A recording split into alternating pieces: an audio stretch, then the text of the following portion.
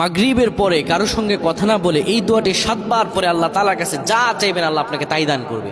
অভাবে আছেন, ঋণগ্রস্ত আছেন, মাথায় টেনশন, ঋণের বোঝা, বাড়িতে থাকতে পারতেছেন না, আল্লাহ সব আপনার পেরেশানি দূর করে দেবে ইনশাআল্লাহ। যদি আপনি আমলটি করতে পারেন, আমল মানুষের জীবন বদলিয়ে দেয়, আমল মানুষের জীবনকে পরিবর্তন করে দেয়। আল্লাহ তাআলা আপনার সব দোয়া কবুল করে নেবেন ইনশাআল্লাহ। মাগরিব নামাজের পরে কিবলামুখী হয়ে থাকবেন, কারোর সঙ্গে কথা বলবেন না, কারোর সঙ্গে কথা না বলে কিবলামুখী হয়ে আপনি পড়বেন আল্লাহুম্মা আজিরনা মিনান নার, আল্লাহুম্মা আজিরনা মিনান নার, আল্লাহুম্মা আজিরনা মিনান নার।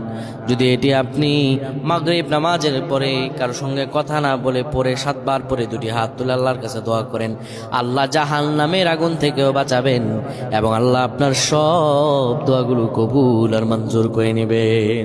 আল্লাহুম্মা আমিন।